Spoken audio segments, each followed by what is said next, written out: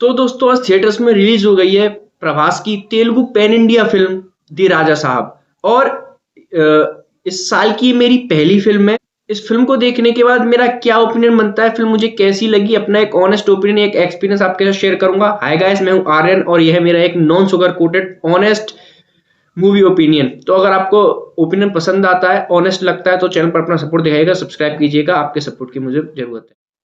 तो गाइज अगर बात करूं दी राजा साहब को देखने के बाद अपने ओपिनियन की, तो देखिए डायरेक्टर मारुति के पास एक सुपरस्टार था, एक अच्छा खासा बोलूं एक बहुत अच्छा बजट था। फिल्म का बजट जो है वो 450 करोड़ है। तो सोचिए कितना बड़ा बजट था, ठीक है। और फिल्म, और ये भी बोलूंगा कि भाई फिल्म के मैं जो एक आइडिया था, आइडिया लेवल पर मारुति के पास एक आइडिया भी था। इन सब चीजों के होते हुए ना एक ऐसी फिल्म बनाई जा सकती थी जो एक याद करी जाए एक लंबे टाइम तक। लेकिन इन सब चीजों के होने के बावजूद भी जिस तरह से किस तरह से हारा जाता है 450 करोड़ पर, वो मारुति ने दिखाया है। लिटरली यार, फिल्म शुरू से लेके लास्ट तक जिस तरीके का एक टॉर्चर देती है वो, देखिए सबसे पहले तो मैं आपको बता दूं, अगर आप मुझे रेगुलर फॉलो करते हैं, आपने जब जो राजा साहब के टीजर ट्रेलर मेरा ओपिनियन देखा होगा, मैंने उसमें भी बोला था कि मारुति से मुझे मतलब जीरो तो एक पॉजिटिव इंटीजर हो गया। मैं एक नेगेटिव एक्सपेक्टेशन लेकर बैठा हूं। मुझे कोई उम्मीद नहीं है इस बंदे से, कोई भी, क्योंकि उसकी पिछली फिल्में मैंने देखी हुई है और जो उसकी लास्ट फिल्म थी पक्का कमर्शियल, वो मैंने आज तक साली पूरी देखी नहीं। इंटरवल तक ही मैंने उसको देखकर छोड़ दिया था। सोचो वो रीजनल फिल्म है, उस लेवल की बना रहा था, उसके हाथ में इतना बड़ा बजट और एक पैन इंडिया फिल्म दे दी, तो वो क्या ही करेगा, क्या एक्सपेक्टेशन रख सकते। तो मुझे कोई एक्सपेक्टेशन नहीं थी। लेकिन जो द राजा साहब का 2.0 वाला ट्रेलर आया था, तो वो ट्रेलर बेसिस पर कुछ चीजें ऐसी थी जो थोड़ा एक जो है अट्रैक्शन पैदा कर रही थी फिल्म के लिए। तो मैंने उस टाइम भी बोला था कि भाई मैं इसको एक बहुत ही मिनिमम एक्सपेक्टेशन लेकर इस फिल्म को देखने बैठूंगा। और लिटरली आज उस मिनिमम एक्सपेक्टेशन पर जिस तरह से मुंह दिया गया है ना, वो अब क्या ही बोलूं मैं। पैसे दिए थे तो मजबूरी थी देखना, वरना बस इस बात का दुख था कि साल की पहली फिल्म देखने थिएटर में बैठा और साल का पहला एक्सपीरियंस ही इस लेवल का मनूस और इस लेवल का बाहियत निकल के आया। बस इस बात का दुख है। फिल्म से मुझे कोई दुख नहीं है, क्योंकि फिल्म किस लेवल की थी और कैसी निकलेगी उसका अंदाजा मुझे काफी पहले से था।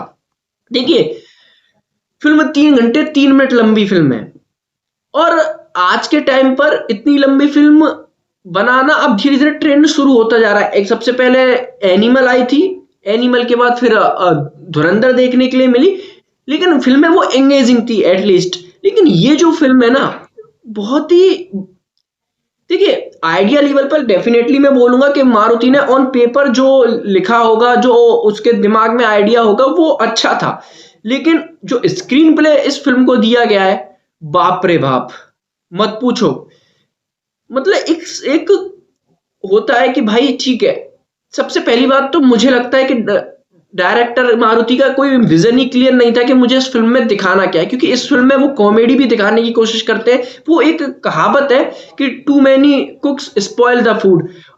लेकिन ये बात भी है, उसका एक वर्जन ये भी बन सकता है कि अगर आप एक बेकार कुक को, जिसको कुछ पकाना ना आता हो, उसको अगर आप बेहतरीन बेहतरीन चीजें भी लाकर दे दोगे ना, मटेरियल लाकर दे दोगे, तो भी वो एक खाना बनाएगा और उसको भी पूरी तरह से बेस्वाद और बर्बाद बना देगा। यही हुआ है फिल्म दी राजा साहब के साथ। बजट अच्छा था, ये नहीं बोल सकते कि भाई बजट अच्छा नहीं मिला, बजट अच्छा था, सुपरस्टार था। उसके बाद आपको 3 घंटे फिल्म बनाने का अलाउ भी किया गया कि ठीक है बना दो 3 घंटे की फिल्म। आइडिया भी आपके पास था, लेकिन उसके बावजूद आप भाई साहब बना के पेश कर रहे हो इस लेवल का एक कचरा, तो वो बर्दाश्त के बाहर है। लिटरली फिल्म में डायरेक्टर को कॉमेडी भी दिखानी थी, साइंस फिक्शन भी दिखाना था, फैंटेसी भी दिखानी थी, हॉरर भी दिखाना था, ग्लैमर भी दिखाना था, मास एंटरटेनिंग फिल्म भी बनानी थी।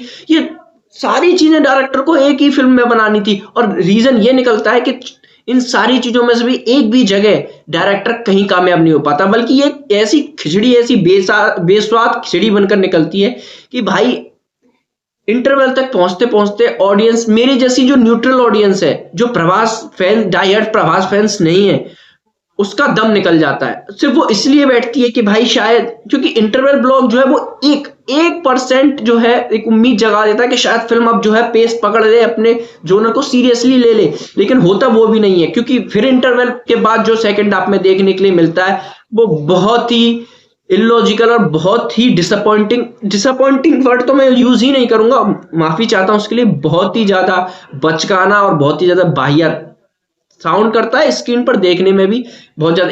देखो, अगर यही दिखाना था ना तो इस फिल्म को 2 घंटे या 2.25 घंटे की अगर रखा जाता तो एटलीस्ट मैं ये बोल सकता था कि भाई फिल्म जो है ठीक है, पेशेंस चेक करने से पहले खत्म हो जाती है, जो भी चल रहा था ठीक है खत्म है। लेकिन 3 घंटे तक अगर यही सब चीजें देखनी पड़े, देखिए फिल्म में अभी एक सीन में कॉमेडी हो रही है जो कि काम नहीं कर रही, लेकिन करने की कोशिश की जा रही है, वो अगले ही पल में भाई साहब एक गाना आ जाता है, उसका भी कोई मतलब नहीं होता, फिर उस अगले मूड पे वो सीरियस हो जाती है, उसके जस्ट अगर मास एंटरटेनिंग फाइट आ जाती है, उसके बाद फिर अगली बार फिर साइंस फिक्शन दिखाने को, भाई कोई कंटिन्यूटी नहीं है फिल्म के अंदर, रैंडम चीजें लैंड होती हैं और बहुत ही ज्यादा वो बचकानी नजर आती हैं। देखिए, बात करूं फिल्म के स्टारकास्ट की परफॉर्मेंस की, तो देखिए जैसा डायरेक्टर वैसी परफॉर्मेंस इस फिल्म में नजर आती है। पहली बात तो फिल्म के अंदर 3 एक्ट्रेसेस हैं, मालविका मोहनन, निधि अग्रवाल है और एक और एक्ट्रेस है। पहली बात तो मुझे समझ ही नहीं आ रहा कि इन तीनों एक्ट्रेस का क्या काम क्या था फिल्म के अंदर, सिर्फ गानों के लिए, और लिटरली पूरी फिल्म में प्रभास का जो कैरेक्टर है ना इन तीनों एक्ट्रेसेस के साथ सिर्फ और सिर्फ फ्लर्टिंग और सिर्फ मजे लेने में लगा हुआ है, वो किसी के साथ भी सीरियस नहीं है। क्योंकि अगर आप फिल्म का क्लाइमैक्स खत्म करोगे तो आपको पता पड़ेगा फिल्म के क्लाइमैक्स में भी वो किसी एक एक्ट्रेस के साथ नहीं है, वो तीनों के ही साथ लगा हुआ है। और इसका सेकंड पार्ट भी आएगा, भाई जिंदा क्यों मारने के काम हमें कर रखे हो, हम पे पहला पार्ट नहीं बर्दाश्त हुआ, सेकंड पार्ट से भाई मत इस फिल्म को करो, वरना इसका वही हाल होगा जो विजय देवरकोंडा की फिल्म साम्राज्य का था, किंगडम का हुआ था। क्योंकि किंगडम भी 2 पार्ट में आने वाली थी, लेकिन ऑफिशियली सेकंड पार्ट जो है उसका हमेशा के लिए सेल्व हो गया है, अब वो नहीं बनेगा। मुझे लग रहा है कि यही हाल इस फिल्म का होने वाला है। लिटरली यार, सबसे बड़ा स्कैम तो यहाँ न्यूट्रल ऑडियंस हो चाहे प्रभास के फैंस हो, उनके साथ ये हुआ है कि वो जो हमें ट्रेलर के अंदर इवन पोस्टर भी लॉन्च किया गया था, एक ऑफिशियल पोस्टर भी लॉन्च किया गया था प्रभास का, ये वाला जो लुक है, ये लुक पूरी फिल्म के अंदर कहीं है ही नहीं। इवन जोकर वाला जो लुक है वो भी हमें लास्ट में देखने के लिए मिलता है, जो कि सेकंड पार्ट के लिए रखा गया है, लेकिन ये इस लुक की तो झलक ही हमें कहीं देखने के लिए नहीं मिलती है। तो सबसे बड़ा स्कैम, सबसे बड़ा जो चूतिया कटा है वो उन लोगों का कटा है जो इस लुक के लेकर एक्साइटेड थे, इसको देखने के लिए, इससे उम्मीदें लगा के बैठे थे।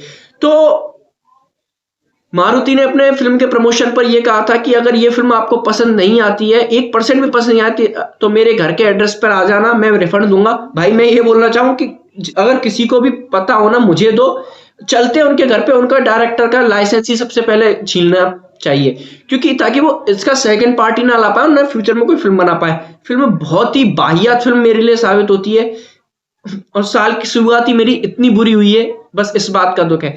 तो फिल्म कैसी लगी क्या ही पूछूंगा आपसे, लेकिन फिर भी अपना ओपिनियन शेयर करना चाहते हो तो शेयर कर देना कमेंट बॉक्स में। मिलता हूं नेक्स्ट वीडियो में, तब तक के लिए stay happy and keep smiling.